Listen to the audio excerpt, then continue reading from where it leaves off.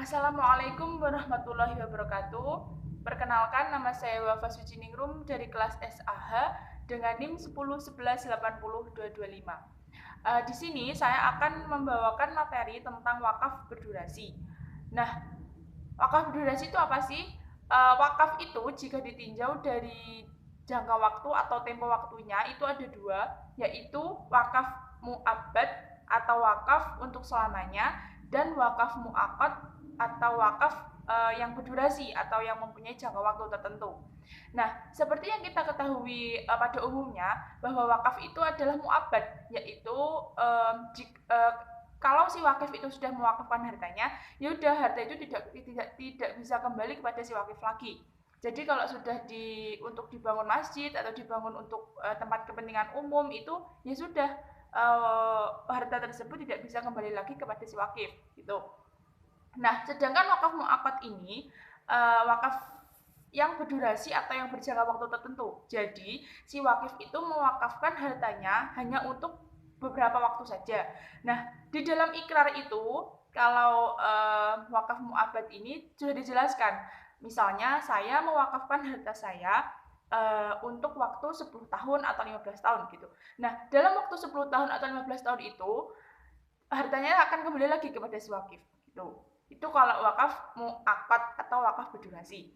Nah, di sini ada dua pendapat, ada perbedaan pendapat di kalangan ulama. Yang pertama itu pendapat Malikiyah dan Hanafiyah itu membolehkan wakaf mu'aqqad atau wakaf berdurasi karena mereka itu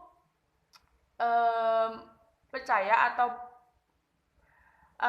atau berpendapat bahwa harta wakaf itu tetap menjadi hartanya si wakif gitu. Jadi dengan jangka waktu berapa tahun yang telah ditentukan itu bisa kembali lagi gitu. Tetapi ada syarat bahwa jangka waktunya itu harus panjang. Jadi nggak boleh kayak 1 tahun atau 2 tahun atau mungkin berapa bulan gitu. 10 tahun atau 15 tahun. Pada umumnya wakaf mu'aqqad itu sepanjang itu. Nah, untuk kalangan Syafi'iyah sama Hanabilah ini tidak membolehkan wakaf mu'aqqad atau tidak mensahkan wakaf berdurasi ini.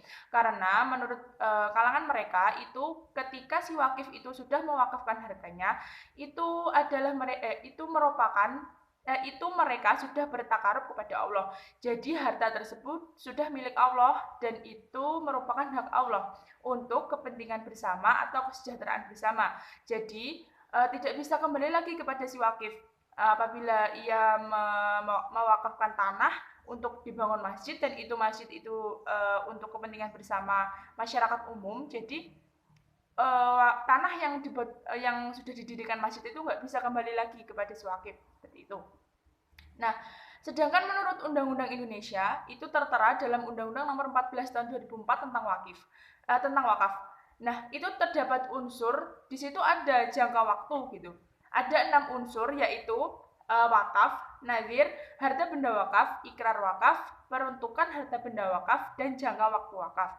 Jadi di undang-undang sendiri itu diperbolehkan wakaf mu'aqqad ini. Nah, salah satu contoh pengaplikasian wakaf berdurasi ini contohnya itu untuk lahan tidur atau lahan yang tidak dikelola. Jadi misal di dalam desa itu ada lahan tidur atau lahan milik warga yang tidak dikelola seperti itu.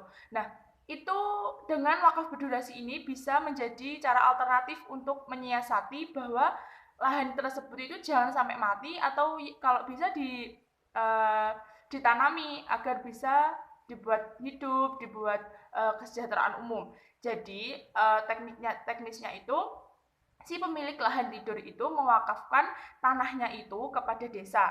Nah, dalam jangka waktu semisal 10 atau 15 tahun, jangka waktunya harus panjang, itu diwakafkan kepada desa. Nah, setelah itu orang desa itu bisa mengelola kembali, entah itu disewakan kepada masyarakat atau untuk kepentingan pengelolaan desa sendiri. Nah, nanti 10 atau 15 tahun sesuai kesepakatan itu akan kembali lagi kepada pemilik lahan tidur seperti itu.